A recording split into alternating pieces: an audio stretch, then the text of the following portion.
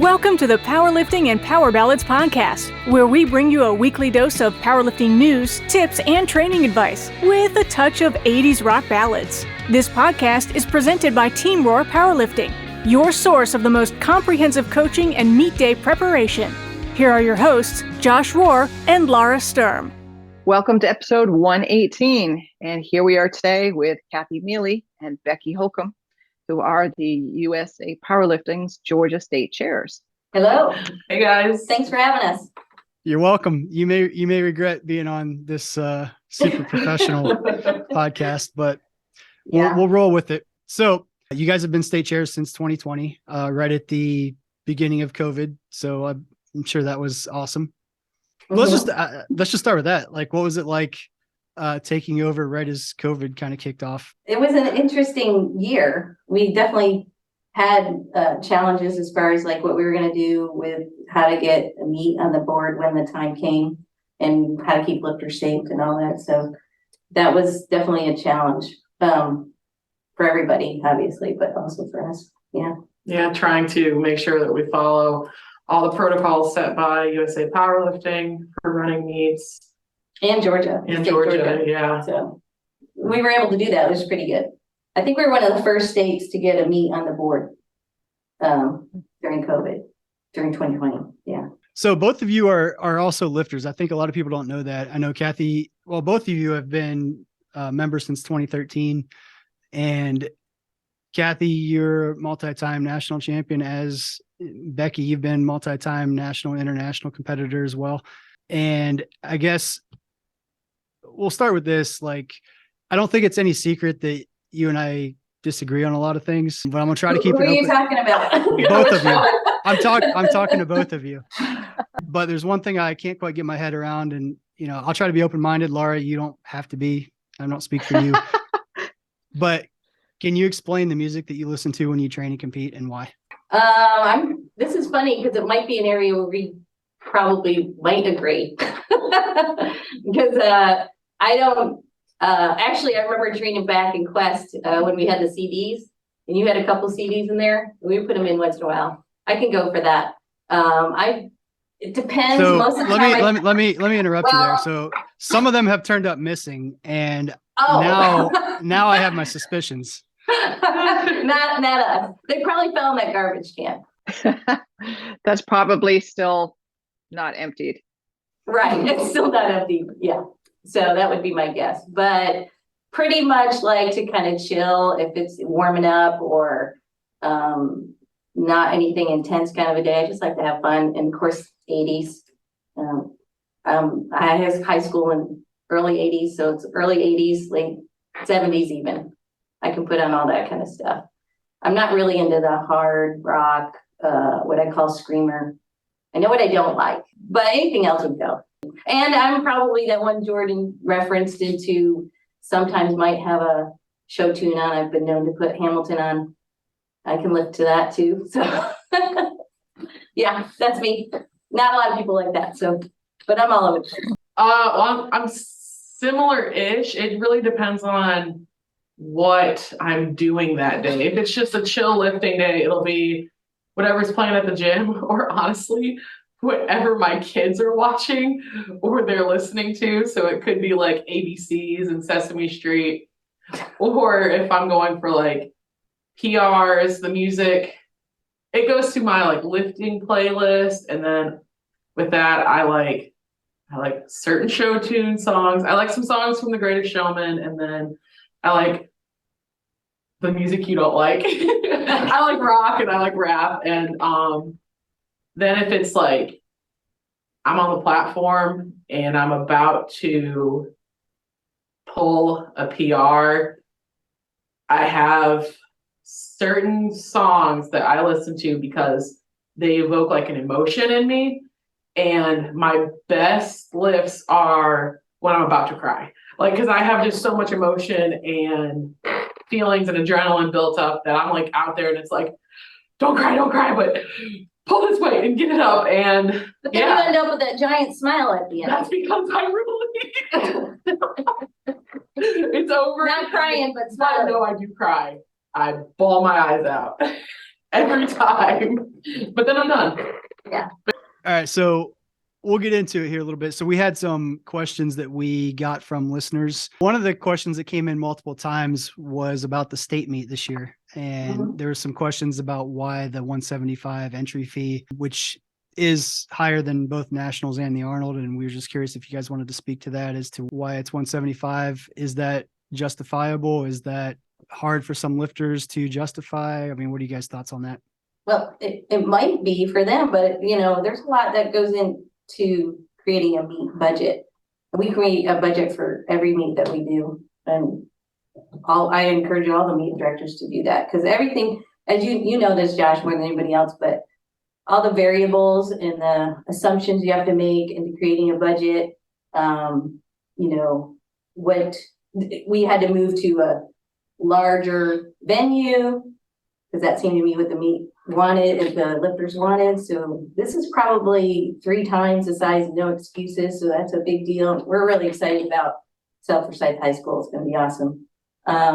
2 platforms, 3 platforms requires more equipment. So I think for the expenses side of it, people kind of don't know necessarily what goes into putting on the production of a large meet. We don't own any equipment. We have to rent or purchase whatever you see at the meet is rented or purchased. Drug testing is huge. People don't realize we pay for that. There's staff. So this year we're really gonna manage the staff a little differently and hire or have certain people in certain areas that'll be responsible for those areas. So we're paying them. We're going to it's $50 a session for any volunteers. And assuming in our assumptions was most coaches, referees are busy and won't be able to referee. The referees are lifting or coaching. And we're going to be needing a lot of people from out of state and putting people up in hotels, all this, how it goes. It just all kind of adds up. And as far as if you're going to refer to Arnold or whatever, that's not even on the radar. It doesn't come into, we're not comparing ourselves to them or looking, to say, hey, what's everybody else doing? We're looking at our budget and what we can do to make this happen. And we're excited about the statement. It's going to be great. Each year we've done it. We've done new stuff and a little bit different, a little bit bigger, a little bit better. And that's the plan for this year. So I think we have, as of a few minutes ago, 218 people signed up in 4 weeks, less than 4 weeks, I think. 219 right now. 219. So we got another one while we were talking. So, when you don't know when you're setting the budget, if you're going to hit number lifters, you don't know how any of that's going to go. And it's a challenge. It's a pretty big challenge and to put together. And we also don't have those big name sponsors like the Arnold does or Nationals does. We don't have SBD. We don't have Rogue. We don't have everyone like that. So we don't even know who's going to necessarily sponsor from one time to another. Yep. So it's all a variable kind of thing, and we really put the best position number out there that we could do that would make sense for us to do this meeting. And we're going to give back to the lifters.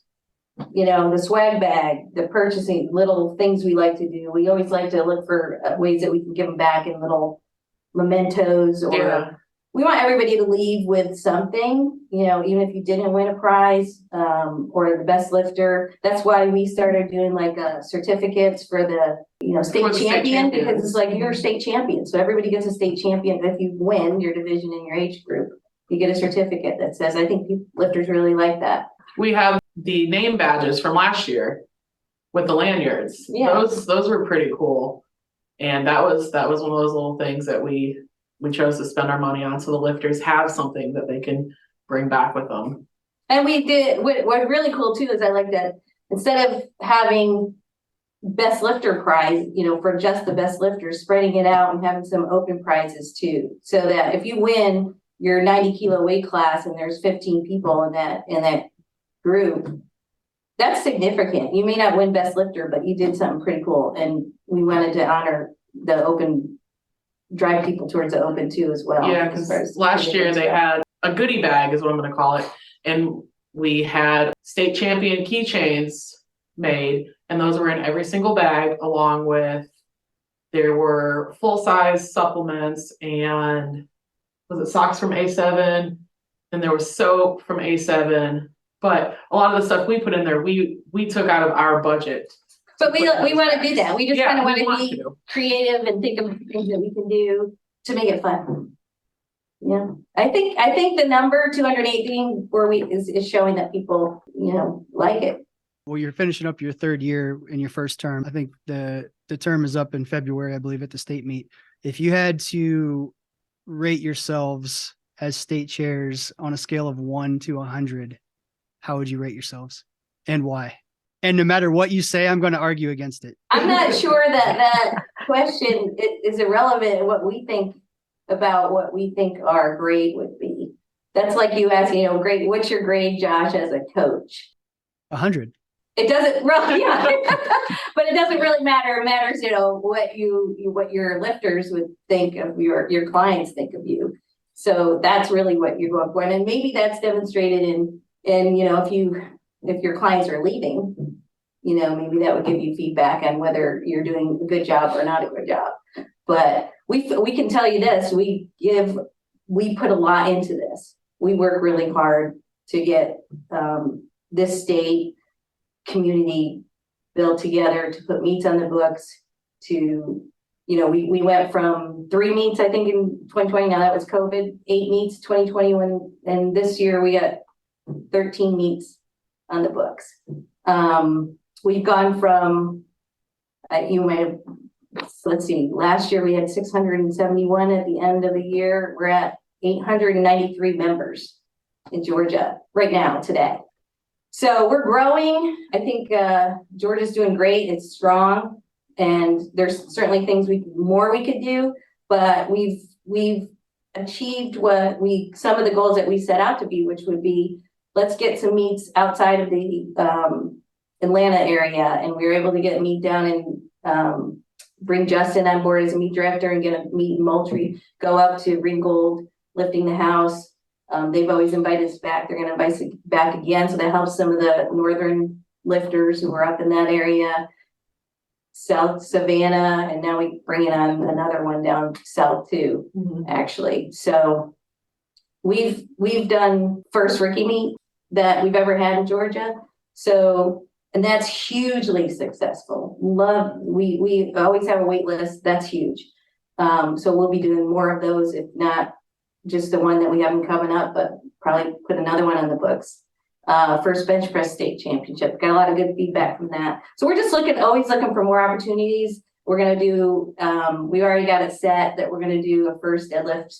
I mean, I don't know if you've ever done a deadlift only meet, but we're going to be doing one of those as well this coming. So I'm just looking for some of this. I was throwing a dart at the wall and see if it would stick, if there's going to be interest or not. And there has been, and it's been great. We're excited about that. We got great meet directors we've been bringing on board. We got Elizabeth and Jaslyn, huge success with their Atlanta Open. Like I said, Justin down in Moultrie, he sells out down there as well. Let's see, we got Siraj. We have the Cargills. And the Cargills. They took over the Savannah meet this year, and that was really good. So, I mean, you coming back to a grade, we're not really, there's no grade, but we feel like there's things that show that, hey, I think people like what's happening. And then things that we could do better certainly is definitely the case as well. So hypothetically, if I were to say you have to give yourself a number between 1 and 100 to move on in this podcast, what would you say? Sorry, Josh. Sorry, Josh. I'll give us a high. Not letting you off the hook. Let's go at 88. 88? Final answer? We'll give us a high B. Yeah. Because there's always room for improvement. There's definitely room. Well, yeah. So you can now tell us what you. I'm going to argue against it. I think that's the wrong rating, but I'm not going to tell you which direction I think it's wrong. I'm just going to leave it at that and move on and let people wonder. Nice job, Josh. Yeah, thank you. So what are the things that you thought you could do better? Well, definitely we are looking forward to working towards building more of a community. It's just an idea we have going forward. I really want to kind of focus on, say, a lifter at a global gym is interested in powerlifting, how do they get involved? Would they go to our website? How would they get connected with the community or a gym or a club or things like that? I think that's something we can do forward. So I've actually started a staff idea and bringing people on board, and Suraj has offered to kind of lead the community committee, if you want to call it, and ideas of maybe even doing something outside of powerlifting. So if you go to a meet and you say, hey, there's all these cool masters women, and you kind of bump into them, you don't have time to like talk to them or socialize or anything. And maybe there's something we could do outside of powerlifting. And I don't even know if that would have interest or not, but he's going to be helping us with that kind of thing. So that's one area. I think we could do better in social media, posting, keeping people informed a little better. So that's going to be a focus. We brought Jensen Wells on, and she's going to help us with some of that stuff. So Some content. I've had this creation. idea for a while. We've had this idea for a while that we can't do everything, but we are volunteers too, and people know that. So state chairs are volunteer. We get a stipend, but we need volunteers in these other areas. And Jensen's came on board, and she said she would do that. And actually, Elizabeth Turner's going to be handling the records going forward as well. So we're kind of building a functioning thing so that we can concentrate on some other things. Going forward, I'd like to move towards collegiate. We have a lot of excitement right now in collegiate in the colleges around. So building a program that might be sustainable. So not just like working them in the moment. Of course, we want to do that, but a program so that, because they have turnover every 4 years. How do you keep that going? How do you keep a program in place so it doesn't fall off? That kind of thing. Yeah, Elizabeth and I have not met, but we've had a Zoom meeting with all of the collegiate presidents, and we're trying to bring all the collegiate teams together, figure out what we can do for the state of Georgia to help with all of our collegiate teams get better, send people to nationals, create an environment so they can all be competitive within each other. And we'd like to boost up. High school kind of fell flat. I know, Josh, that was your baby, and I still have a huge desire to kind of move that forward, and that just takes legwork. That with this other staff in place, I can go out, and I'm happy to go into the high school and talk to somebody about getting some more clubs into the powerlifting high school group. So that's something we're working on too for next year, or whatever we're currently working on. Collegiates are in Atlanta in 2024, if people weren't aware. Yeah, so that's hugely exciting. So and we actually have a website too that is revamped and is now kind of a place where everybody can go for information. Like I was saying, community connection, you can go there. And I started a club page so that say they're in Duluth area, they're in the Alpharetta area, they don't know how to get connected, they can actually email that club and say, hey, can I be part of your club or something like that. What about a Georgia powerlifting formal? Well, We kind of talked about you that. hit on something that I wasn't going to say because it's not fully swing, but I can kind of point out that so Suraj and my husband are working on a end of year banquet kind of idea. So it kind of goes towards the same idea. So it would be similar to maybe an IPF banquet idea. And I don't know how it'll go. It's another one where you throw the dart out and see if people are interested in something like that. But that's where we could present the lifter of the year and any other kind of awards. Volunteer of the year, things maybe like that. start a coach of the year, things like that. Yeah. There used to be a banquet back in Did there? 2012. I remember going to one. Woo. Was it well attended? Yeah, it was. Yeah, it actually was. So we sold tickets for it, and it was basically a buffet style food, and then there was an open bar. It was a cash bar, I guess is what it was. Cash bar, not open bar. And then we rented a dance floor, a DJ, and everything. Yeah. What happened in 2013? It was a lot of work, and I decided not to do it anymore. That's why I need to bring somebody else. Yeah. So that's what happened. So Yeah, because it's all a lot of work. The honest truth is I lost the dance competition to Doc and was bitter. That's pretty And good. if I can't win, nobody can win. Be hard to beat Doc. So yeah, those are some of our ideas for the future and going forward. So you mentioned a lot of the meets selling out. Is there any talk of increasing the cap on those or doing more meets? Or I guess what's the reason, I guess, that we're limiting registration for a lot of the meets in Georgia? Well, I wouldn't put it kind of limiting registration, but go ahead, Becky. I mean, our biggest limiting factor right now would be our volunteer base, and space is large enough for larger meets.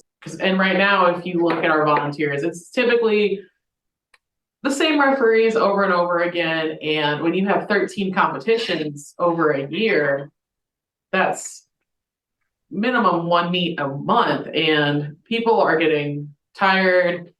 People are, we need more of a volunteer base, which we're working on. It's referees. Well, I'll give you an example. So Becky, she didn't have her meet on the board. We realized there's for another meet. We had a meet, or a goal of 12, so one a month, and we were at 13. And that meet just about almost filled up. Yeah. But she went from, she was thinking it was going to be like a 42 lifter meet, and she already opened it up to 2 sessions. So she made it bigger. But you have a venue where you have one platform. Yep. There's how much more bigger can you go, or you're there till 9 o'clock at night, which then you just burn everybody out and nobody's going to want to volunteer. So there's a lot of considerations for that. So yeah, but more meets on the books would be great. Josh, if you want to come back and run anytime you want to run a meet, you just let us know and we'll get you on the books. I'm on sabbatical. It's an open invitation for a Josh Rohr meet at any time. I appreciate it. My people will call your people.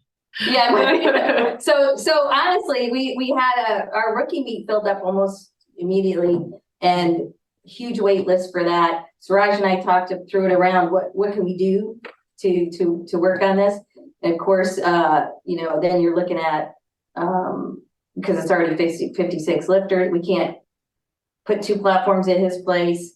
Do you do a Sunday day? We don't have the referees. We got to wear out a referees for state meet. So all those things you're kind of thinking of, that's not really going to. You got to have the spotters and loaders, which we may have solved an issue with the spotters and loaders, because with working with the collegiate teams, we're trying to encourage them to create their spotter and loader teams for each team, and then we will pay them directly to their club. So their club receives the money, and then they can take that money and apply it towards future meets, nationals, travel fees, that kind of thing. And so they're pretty on board with that. And who do we have? Georgia State is doing your meet. Yeah, Georgia State's doing my meet, and then we have, is it Georgia Southern who signed up for the states? Someone, or was it Rookie Rumble? Rookie Rumble. Yeah. So we're getting new spotters and loaders in. So I mean, it comes down to volunteers again. We have more referees. We're always recruiting for referees. We have it somewhere. We have 13 recruits for referees just this year, which was 8 last year. We're constantly. It's attrition, natural. People move. People no longer interested in refereeing, so we lose people that way. Or they just quit powerlifting completely. Or they quit powerlifting, so we always need more referees in bringing them on board. And then, that's just one of the things that we are constantly working on. Anybody out there wants to become a referee, you can go to the website, go to Get Involved, meet the criteria, sign up. Yeah, it always comes down to volunteers. Maybe a volunteer drive. You talked about the rookie meet. I remember there was a meet we had where you could compete in this meet, and it was a small, cheap meet, but you had to bring a volunteer. It was like a last chance qualifier for nationals. Yeah. And was it like 2015, 2016? I do remember that, yeah. Mm-hmm. But the problem is repetitive thing. It's not just a one and done. It's we need you to come and stay and hang out. Be one of the cool kids. It's interesting. I don't think people realize that volunteering is fun. We didn't always pay when we first started. It was, you just volunteered, and I always enjoyed it. Lydia and I came, and you get a front seat to the lifting. It's fun, and I think we'd like to get more people doing that. Yeah, and another thing about volunteering, for people who don't want to pay the $175 registration fee, if they volunteer just one session at States, they can take that $50 and then technically they're only paying $125. That's one way to do it. That's one way. It's a 3-day weekend. They could just volunteer for one session after they lift. And they don't have to do a spiral and lower. No, session. and we could check in. It could be check-in. It could be like, hey, we need waters sent down to the platforms, that kind of thing. It doesn't have to be hard labor. Like, we're gonna need volunteers doing everything. It's a huge volunteer pool. Yeah. For this. So since Team Rohr is not bringing a team, looking forward to Team Rohr showing up volunteer. We'll see what we can do. So are you planning to run for state chair again? I mean, the question has to be asked, right? We kind of just went through what we've done up till now. And there's things to do. Like, we feel like we've built it. It took a while to kind of get to a base where we have these meet directors, and we're still looking for more meet directors, and and then moving now into a way where freeing up some time so I can do these other things, really, really outreaching to other gyms and clubs and schools and things like that. So yeah, we still have more things we want to do. When we started, we kind of had to start from a clean slate, just COVID and everything. Like we said, well, there was no meet directors. There was no meet directors. Josh retired. Our meet director. And a lot of our referees didn't want to referee it at that time. So we had to work hard to get meets on the books, to get people in the chairs. Well, to develop the meet directors, because these were all new meet directors, when we come alongside the meet director and mentor them for their first meet. We actually built a Google Drive, kind of, it's plug and play sort of, where you go as a meet director and everything is there. Here's what you need to run a meet. Yep. Timetable, sample budgets, files, everything. So just kind of developing that kind of base. And we learned something new after every meet. So is that a yes or a no? You're running again? That was a yes. That was a yes. Okay. Yeah, some of these answers have been a little bit vague, so I just want to make sure we're getting clear answers here. All right, so yes. And score of 88 for your first term. Got it. Even though Josh says wrong. Well, he said it was going to be wrong no matter what. But he won't tell us why. That right there warranted maybe not answering the number, but okay. Yeah, but it's our podcast. We get to make the rules. It doesn't have to be fair. So you mentioned needing more meet directors and referees. Just for people to know, like, what is the process in Georgia to become a meet director or referee? To become a referee, you have to have 1 year experience within USAPL. You have to be 18 years old. But we typically like to have a little more. A volunteer. So if somebody came to me with that kind of minimal thing, I'd probably say, hey, why don't you, have you volunteered before? Mm-hmm. Have you been to a meet and volunteered? And if they say no, I would encourage them to volunteer at the next meet, whatever's coming up, and maybe do the scoring table, or maybe do spinal mode, just to see what it's like. And I'd also like to see that they're going to show up, and that they're really interested in wanting to volunteer. So then we would go from there to basically, approving them, and they get an email and says, here's the links to the test. Here's, some instructions about the test, and we would be there to help them answer any questions, to go through, if they're nervous about the test, if they have any questions, they can certainly talk to us about that. And we give them tips to study with the rule book and things like that. Then for the meet directors, we actually in Georgia Becky and I decided that we require the meet directors to be referees. And there's good reasons for that. Lots of times you're called on as a meet director to ask, to know the rules, to have the question comes to you. And we just feel like that's the best scenario. So if you're wanting to run a meet or do a meet and be a meet director and you're not a referee, that would be the first step. You want to go and be a referee. Mm-hmm. So Siraj is directing, but it's only because it's a meet. He's actually not, he's working towards his referee, but I'm with him So that's another option. So we have Fit Statesboro, Jim's on board just recently. They want to do a meet down there. He's not a referee. So we're actually onboarding him at this time, which would be like, okay, let's get you to study the rule book, take the test, be a referee, but your first meet is going to be with a mentor, either Becky, I, or somebody who's experienced meet director. And he's actually coming to the Holiday Havoc to shadow me, Penn, and just to see what goes on as a meet director, so he can kind of see it a little bit better. So we kind of walk him through. We show him the Google Drive that we have, and bring them on board so that they can. We're there at every single meet, so when they do their own meet, we're there to help them as well. So either Becky and I or both of us are at every meet. Every single meet.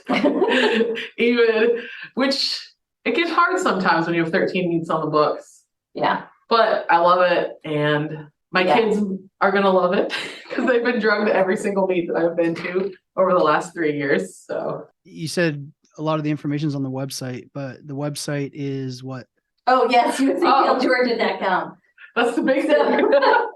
So really, I gradually just kind of revamped the whole thing, really trying to be a central location for anybody to find any information. So upcoming meets are on there with links, with the volunteer links are on there. They actually, I just added clubs to be on there so that if somebody is, curious about a club or a person, they can contact the club, which I think is a great potential future growing spot for us, because we have 23 clubs, which is huge.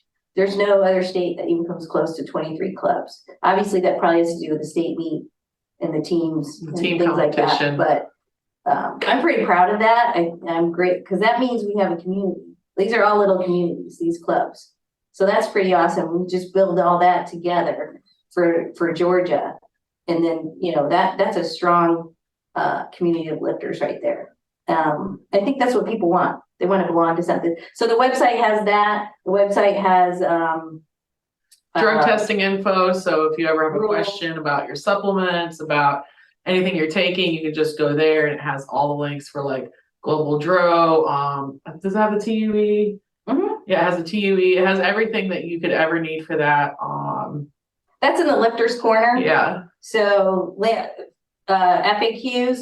What is it like when you do go to a meet? You're going to your first meet. What's it like? You're going to check in. You're going to do equipment check. That kind of walks you through some of that. Really trying to hit a place where people really can get all the information they need. We have videos on rules briefing up there. The Josh. Yeah, Josh's older videos. Rules briefing on there. There's a little asterisk about you can have to head off the bench now, but yes. Yeah. They might we might make a goal of redoing some of those. But they're good. They're valuable. So and then we have a new kind of page for about us, and just because we realized people don't really know Becky and I too much. They don't know, or they don't know our backgrounds. Yeah. Why don't you guys go into detail on that a little bit, or not too much detail, but a little bit of your backgrounds if you want to. What, like how I got started, or like where? Whatever. So you said people don't know you. So what do you want people to know about you? Oh, that I love powerlifting. That's why I do this. I don't really have any skin in the game. I don't own a gym. I don't run coaching business. This is what I do. My kids are grown. I have 3 kids. They're done with school. I used to homeschool, so I didn't have that to do. So this is kind of what I do. Wake up in the morning and think about what I can do today to make USA Powerlifting Georgia better. It's true. It's true, right? Text messages all time of the day, middle of the night. All kinds of random thoughts that come in my head. What do you think about this? What do you think about this? But that's just because I'm at that stage in my life where I can do that. And it works. Yeah. I mean, everything shows like there's just the improvements that we've tried to make. But I started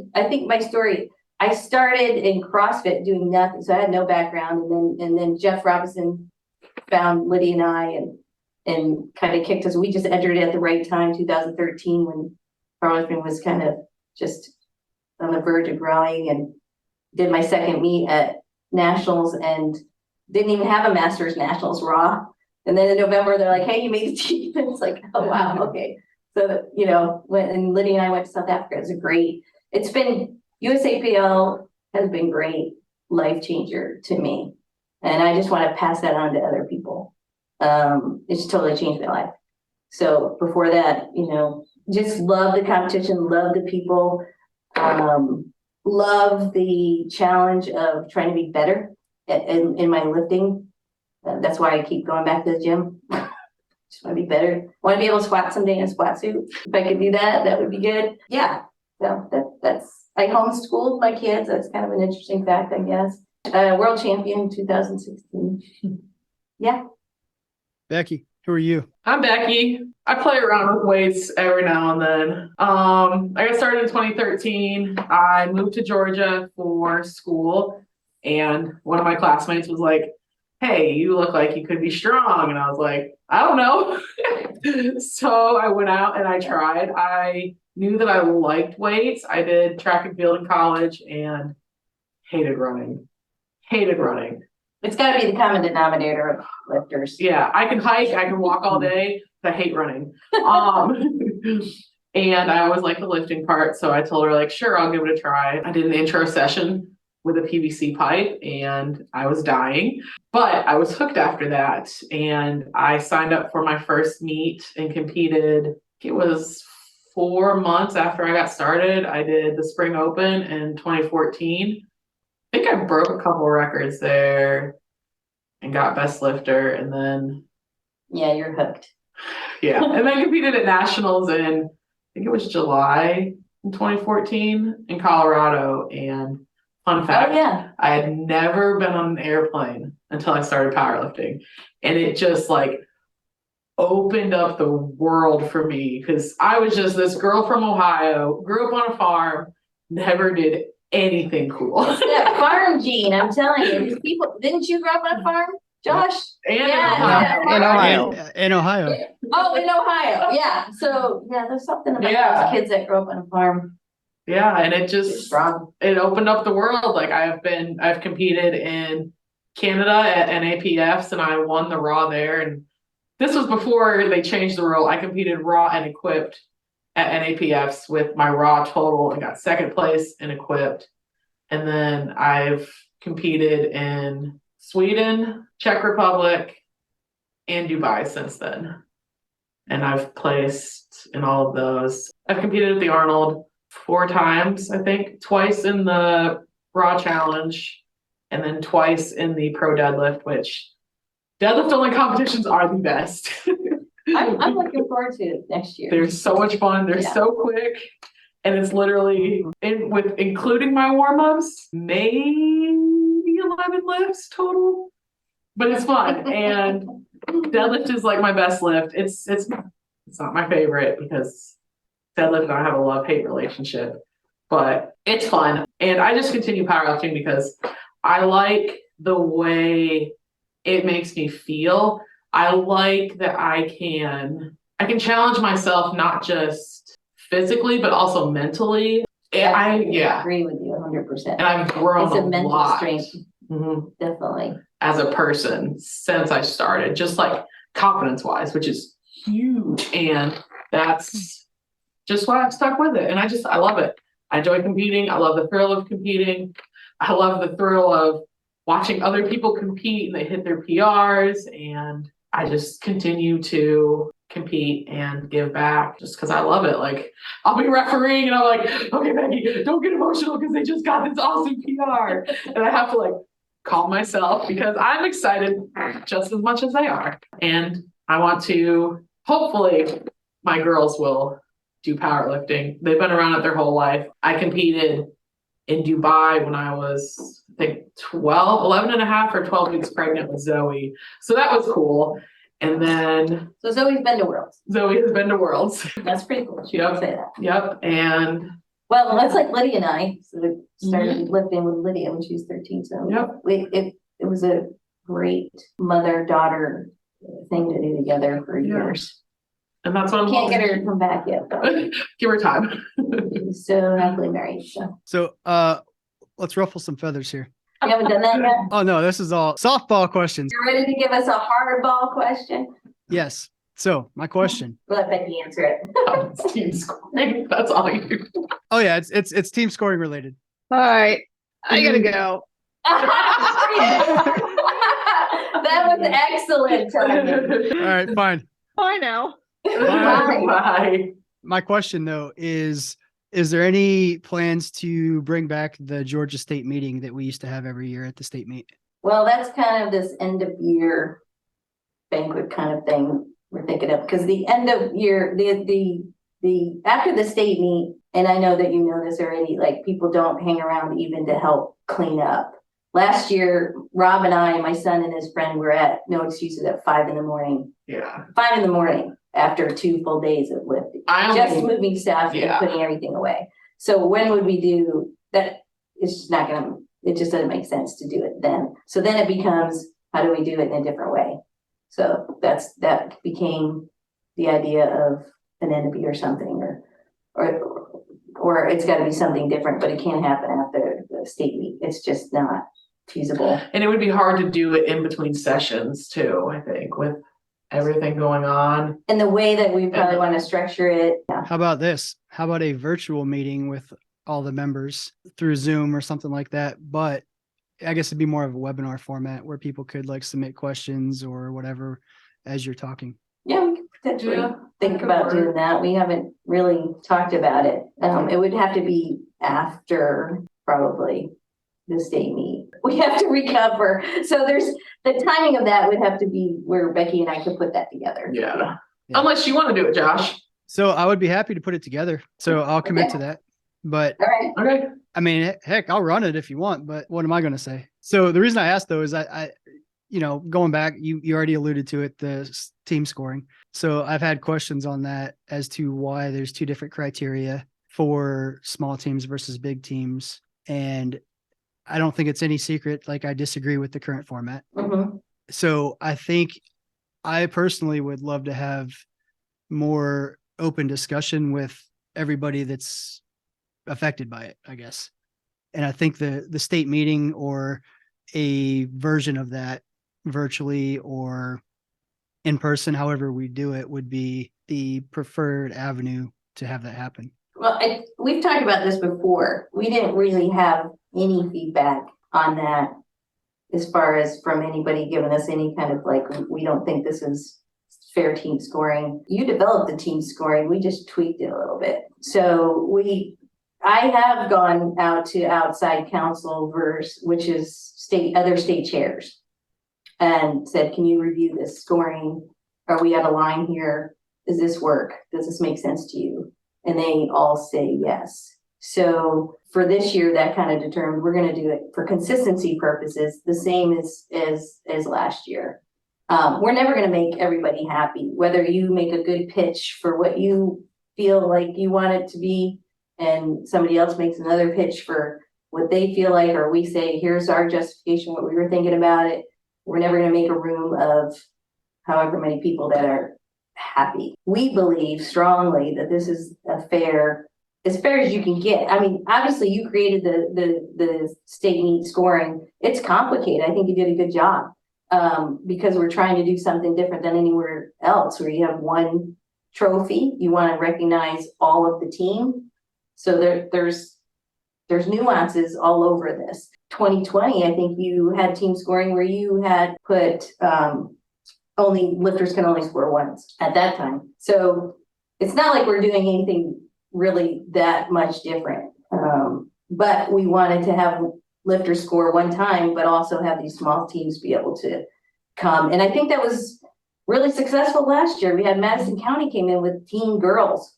I think a team of 5 teen girls who entered the open, and they entered their teen division, and they were able to come in 5th with a few giant teams. So there was 11 teams actually competing, mm-hmm. and they came in 5th.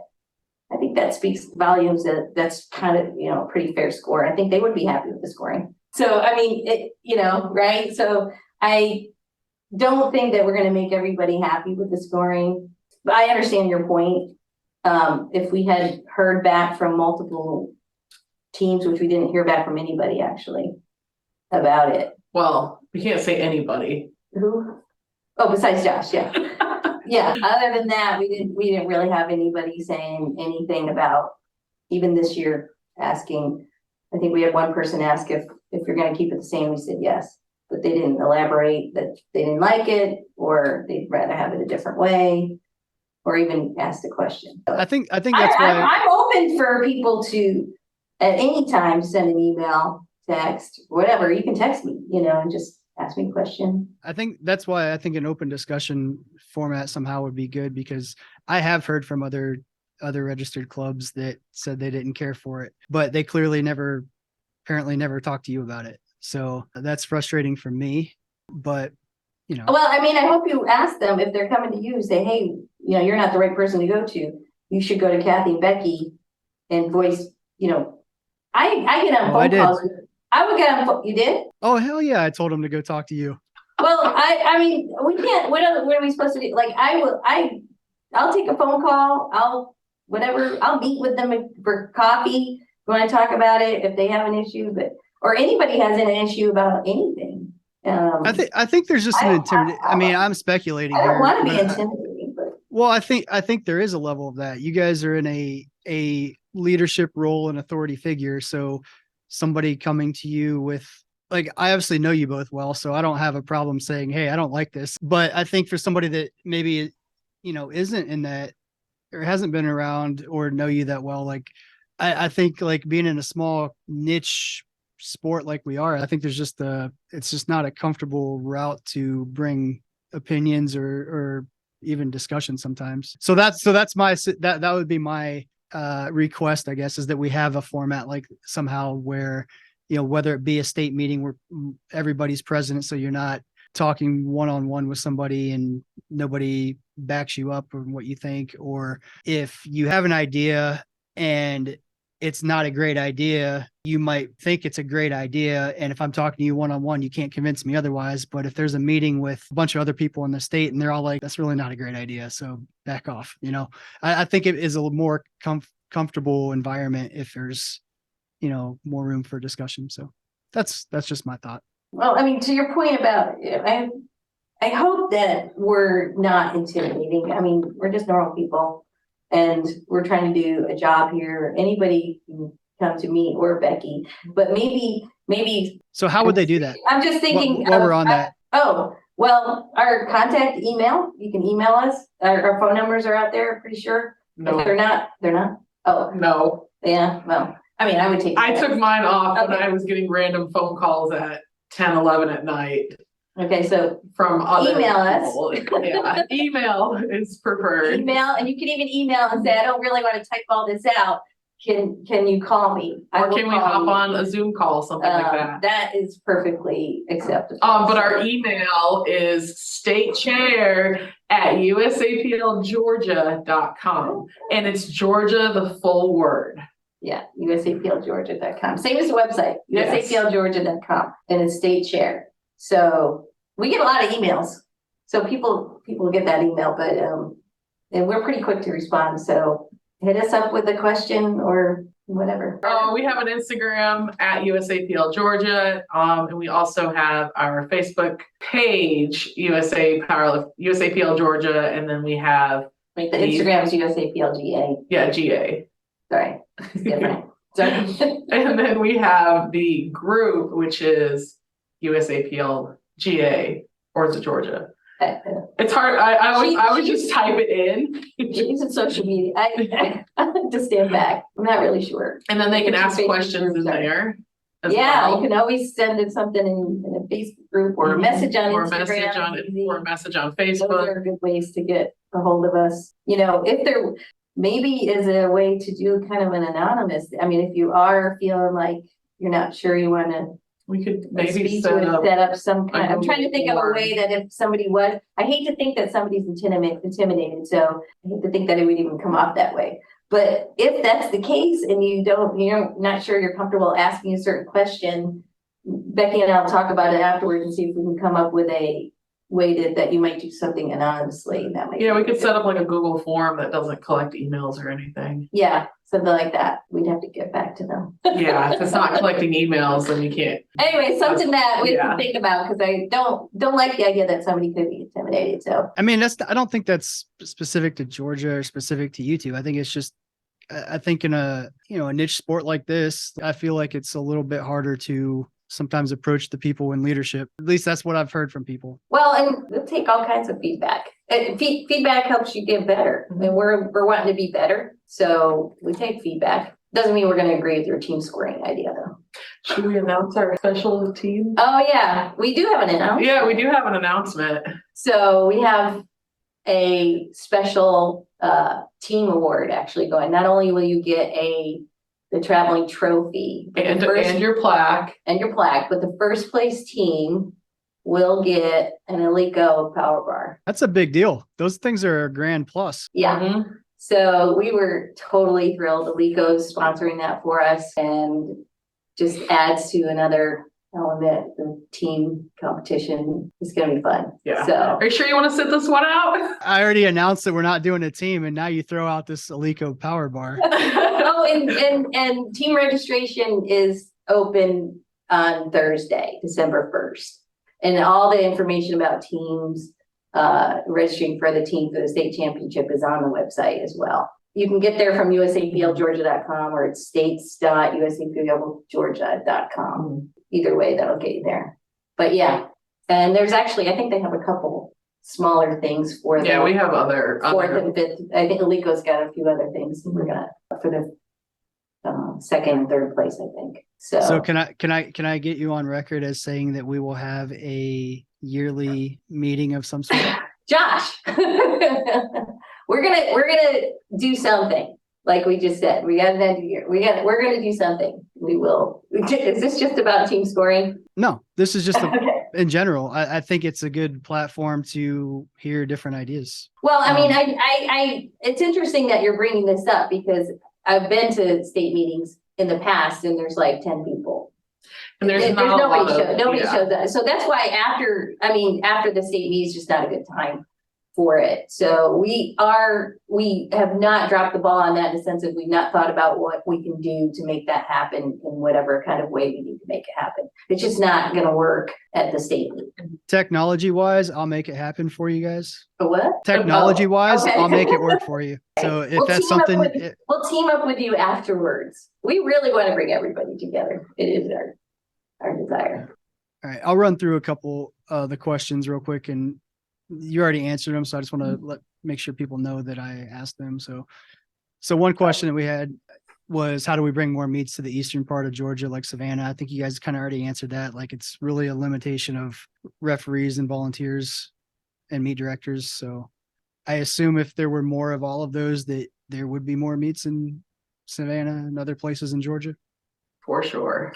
Well, I mean, yeah, we got to develop those meet directors as well. And like Justin was saying, with referees being far away, really, we got to encourage them and we've been encouraging Justin to, you got to make your own kind of referee pool because, it's frustrating for him. They're all coming from Atlanta. It's a long trip and it's maybe harder to get referees. You need kind of a referee pool there. And to be honest, it's probably a 6 months process to go through the referee before you knock it, say, hey, you'll be a good referee to the time that they're actually getting their badge and their shirt. So it needs to happen, early. It's something you need to think about early. Yeah. And also we need spaces. Like people want meets in these areas, but where are we going to hold them?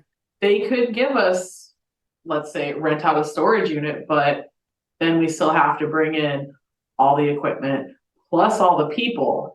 So they need to find maybe gyms, CrossFit gyms. I think Penn's doing it right Yeah. because he's really trying to develop his own like a community in that area. And if it works out the way and he builds that community, builds the referees and he'll have his own little kind of unit. Who are you talking about? Who'd you say? Penn, he's from Pitt Statesboro. Yeah. He really, really, really wants to get a meet there, and he's pretty much doing everything he can to become a meet director, become a referee, and get meets in that gym. They have like Eagle Power there, Team BAM. Georgia Southern is there. So that kind of area, they do have a pool of lifters. So it's from Becci and I, it's more about like developing those people saying, look, if you want this in this area, it can run itself. We can get some referees going there and make something happen. Yeah, like we would love to have meets in Middle Georgia, Macon, that kind of place, but we need to have referees there. We need to have volunteers there. And I think there is a gym that we're gonna try to reach out there as well. Mm-hmm. It's just having the resources, because if it's there and we don't have referees, then we need to pay for a hotel room. We need to also do the stipend. We need to do all that stuff. And it's doable. It's just doable. Something you've done it. You did it I mean, you know what we're talking about. So we'll wrap it up here fairly soon. But if you had to say one thing was kind of your proudest accomplishment as state chairs this term, what would it be? Looking where we are now compared to where we started, just seeing, period. Yeah. How much?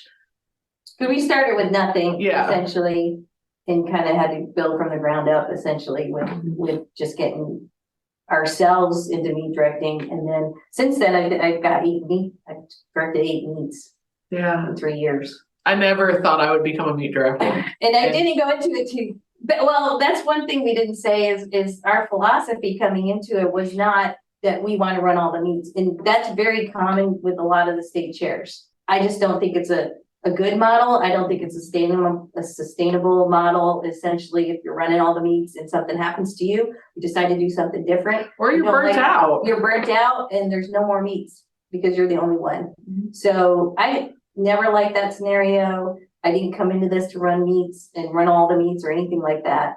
And so bringing the meet directors on board was huge and will continue to be huge. So we all have different meets that we like to do. They're different styles, but we have some consistency. Like I think we said, we start at 9 and we have good communication with lifters, but then there's a little flair of the different meet directors. They can put twists on it and awards and do what they want with those kind of things. So we, that's kind of something different about Georgia than some other places, is that Becci and I's goal is not to, we want to run all the meets and run everybody out of the state as far as, that's not a thing. That's not what we want to do. No. I think the best is if we lose a meet director, we can still go. We still run as a state, right? If something happens and somebody has to move out of the state or lots of life things happen, we're still recruiting a meet. We'll get Josh on board to fill that spot, or we'll be I'm always going to poke at you about it. You could just drop in a meet anywhere you want. But anyways, the point is, if something falls off, we can kind of backfill it. Even if it has to be us, it's not like we're out to kind of run all the meets. We'd rather it be somebody else, to be honest. And the couple of meets I ran with the bench press meet was just because it was kind of, I don't know how many people are going to sign up for that. Mm-hmm. And it was only 30 something. So I didn't want anybody to lose money or whatever. And you're going to throw it a dart and see if it works, Yeah, I'm directing. And I don't want anybody burn out either, because you do all too. That's easy to happen as well. And meet directors have a real life. Most of them are working. Or they have full-time meet directors. Or there's other things going on. So a bigger pool of meet directors, I think, is a better run state. Now that's more challenging for us because now we want to develop some kind of consistency, and we're now managing people. Yeah. So that's a little bit more challenging. And make sure that they are following all the rules from the national office, because if they aren't, then it's our responsibility. Yes. And well, we've already had that experience. Yes, so it falls it's back, not fun. No, so it falls back on us. So we have a responsibility. And in some ways you can see why people run all the meets, because it's a little bit easier. So greatest accomplishment of your first term is number of meet directors? Is that the maybe or the amount of referees we've recruited, increasing the number of meets that we've had over the years? And there's just so many different pieces to this that we're proud of. We'll say membership, meet directors, and referees. It's a 3-part answer to your one question. Okay. See, that's fair. I'll accept that. Okay. Thank you. You're welcome. What would you say is your, I guess, biggest unfinished business for second term? Well, I think I would like to do, if we're going to have this kind of, we have 893 members today. If we get to 1,000, that's crazy. Yeah. Like, that's really crazy. You know that, Josh, from what it was before. So that's like, so that means we need more meets, right? And so that would be a goal. We went from 8 to 13. Who knows what we're going to put on the books next. I would love year. another rookie meet, Yeah. for sure. Maybe another specialty meet. I'm directing Ladies of Iron in May, so that'll be fun. Bringing that back to Georgia. The collegiate program thing. Yes. That's kind of unfinished business, Mhm. and it's bubbling up right now. I feel like, if I can put it in that way. And so we would like to capitalize on the energy the kids have. So moving that forward into an actual program that can be, say, our collegiate committee leader can hand to somebody else, because we're all volunteers and that person might disappear. But we'd have a kind of a program that can be passed to the next person. Same with high school, whatever, if we had a high school program, that would be able to be passed to the next. Yeah, that's definitely group of something to people. get high school back. And if you want to get back into that, that would be great too. We can talk about that. We'll see. Right, that was your baby. So whatever, those are unfinished business. And I think this idea about community and developing ideas about, maybe, I don't even know how it would go, but maybe we have something outside of the powerlifting events to get a community thing going somehow. I don't know what that I would like. That's just love- an idea. I don't know what it would look like. I really want to do a training day, a training weekend for women, like literally just bring in, let's get all the female powerlifters together and let's just all train for a weekend. Let's just be together and enjoy each other's company, because we don't get to do that a lot. Because if we see each other, it's typically at a meet and we're competing. Or you're at a gym where there's only one or two. Yeah. friends. And that's Yeah. often the case as well. Or I've thought about masters lifters, because often masters lifters are intimidated females, and get them together with me, whatever. So those are ideas we could do without being state chairs, but there's they kind of come around the idea of community. And I think now that we have kind of Siraj, I can say, hey, let's do something and we have people that are willing to help in these areas. And you know how it is when you're multitasking, you have hands on a lot of things. It's great to have somebody on board willing to help with that. To me, like you said, when you ran the end of your thing, it's hard to do all of it yourself. I'm happy that Siraj stepped up and wanted to said he would do that. My husband has experience in catering. Maybe I missed it. What is Siraj doing? I had this idea from way at the beginning to kind of have a staff. Nobody's paid, they're all volunteer, but where we could divide up some of the responsibilities that we have to free us up to then go out and do some of the legwork to bring these programs and things into other ideas. So kind of leading a community committee kind of thing, if he doesn't have anybody on the committee. But so if you're a person listening to this, you want to get involved with building the community, or you have some ideas, or you like to throw parties, or you like to organize a party, or you like to organize those kind of events, Siraj would be the person to go to. Also staff, Elizabeth Turner, she's helping. She's going to be the primary person for the collegiate committee. I'm helping as well. I kind of just got involved because I'm volunteer helping with Kennesaw State's barbell club / team. And I got involved with that. And then, well, that's still developing. But she's going to do the records. Yeah, and she's doing the records. And Jensen's doing the she's helping out with social media. She has been fantastic because it's been great. Yeah. Just the quality of posts that you hopefully will see getting better. Yes. More posts about what's going on. I get frustrated with posts. I'm in the background running the data and doing other things. So that is kind of, and then I think there's even a few things on there that say open. The ideas that I had for a staff. So if somebody goes on there and they're looking and they have a talent in a certain area, and they want to help with graphics, or I think I have like a news person idea, which, I don't know, maybe you write a story about a history of powerlifting in Georgia or something. I don't know. If that's something you want to do. And you can find this all on our website, USAPLGeorgia.com. USAPLGeorgia.com. It's so... We even have I put a Google map in there that you can sign up for and have on your phone, and everything that we do in national meets and regional meets are on that. If you subscribe to that Google Calendar, it's all on your phone. Yeah. And then if you click on that meet, all the details of that meet are there as well. So that's kind of cool. So you can hit, as long as I keep that updated, you can register from there. You can find out where it is. You can click on the map to get there, whatever. It's on your phone. So in terms of running events, I will make this commitment. If and when there is a banquet, I will set up and supply the equipment and run karaoke and the dance off. Oh, okay. If You that's ever something something contact? people would want. Do you know who to contact for that? Suraj. There you go. But You were at this- paying It's working already. yeah, so I will talk to Suraj, but I love it. let's just say this. I run You got karaoke invited, better. Doc? Well, Doc's invited. I want a rematch. That's going to be the headliner. Okay. So I run karaoke better than most karaoke bars, outside of like some of those really, really fancy ones with like the big TV and private rooms. Short of that. Okay. So I didn't know any of this.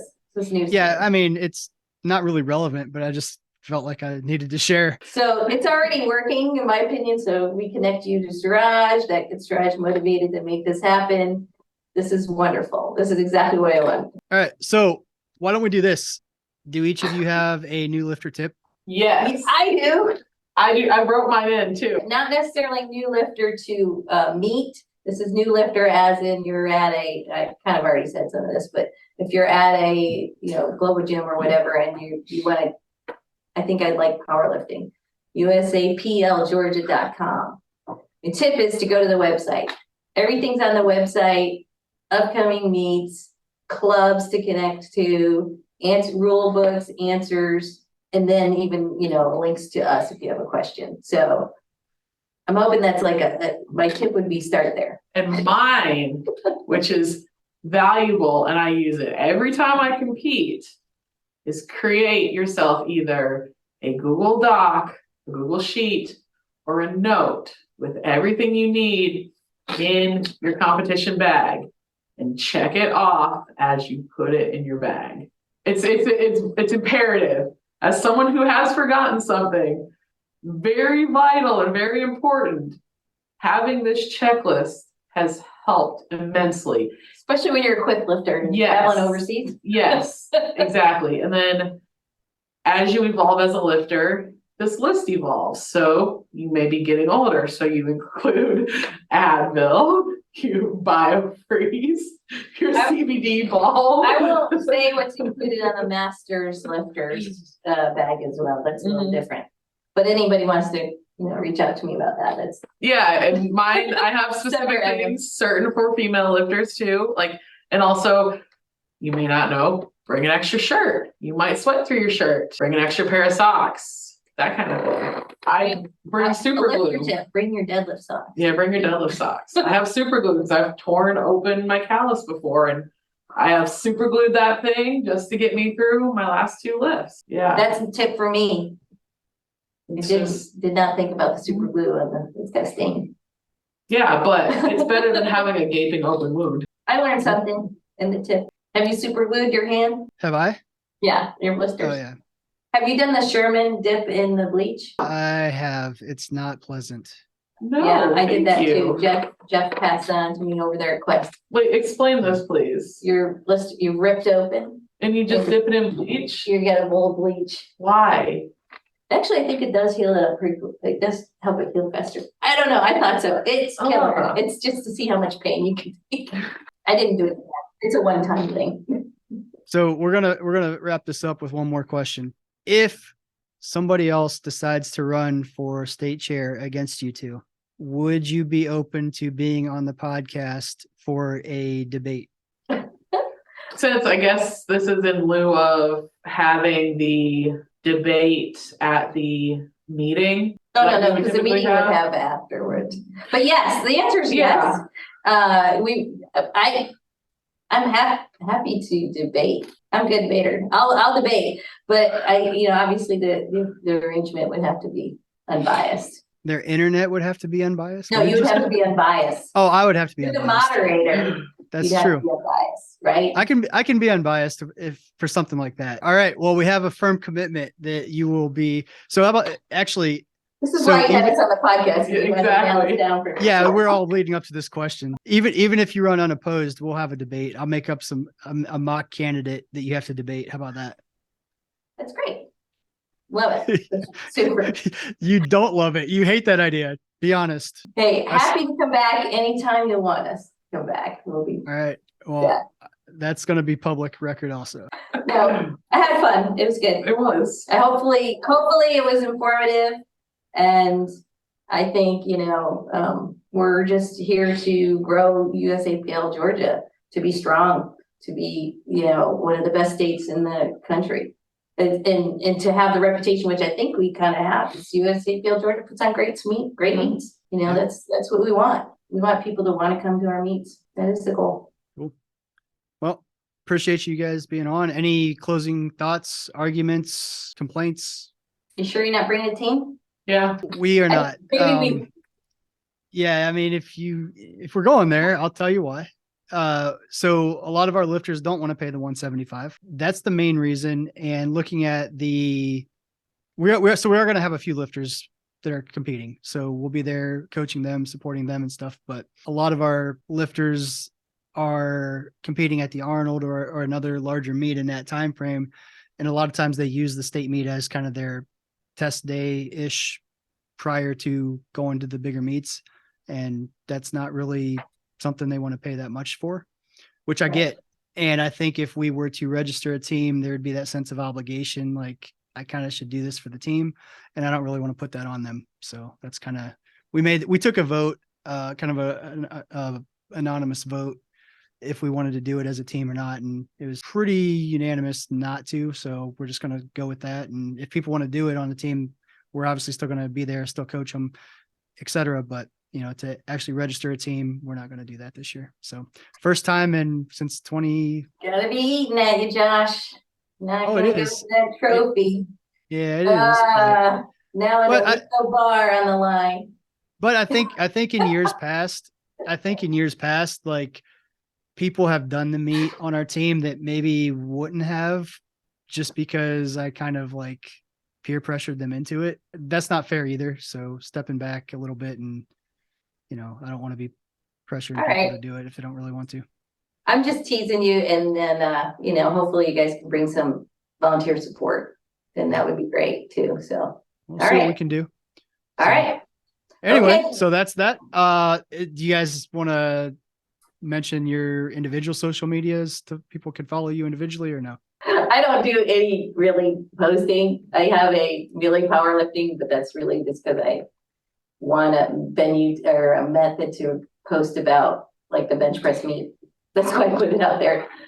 And then I have Mele 3, but I'm not very interesting in social media, so wouldn't follow me.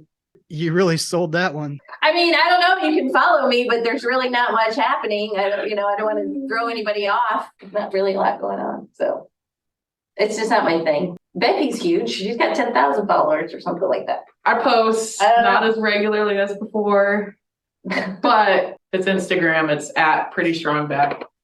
It's a lot of mom content / getting back into lifting after having baby number 2 8 months ago, and trying to balance training plus being a full-time mom and work from home mom. So it's like, it's not your typical like powerlifter content, but I'm still posting. I'm still putting stuff on. Follow Becky. All right. Well, like I said, we do appreciate you being on. I think it was informative. I think it kind of lets people kind of see a little bit more the behind the scenes, who you guys are and stuff like that as well. And next week we're going to have Drew Cargill on. He's going to talk kind of about his his role in Georgia a little bit. He's a meet director, sponsors a lot of meets, things like that. And on that note, we will see you all next week. Later. Take care. Bye. Bye. Thank you so much for listening. If you enjoyed today's episode of the Powerlifting and Power Ballads podcast, please remember to subscribe and share it with your friends.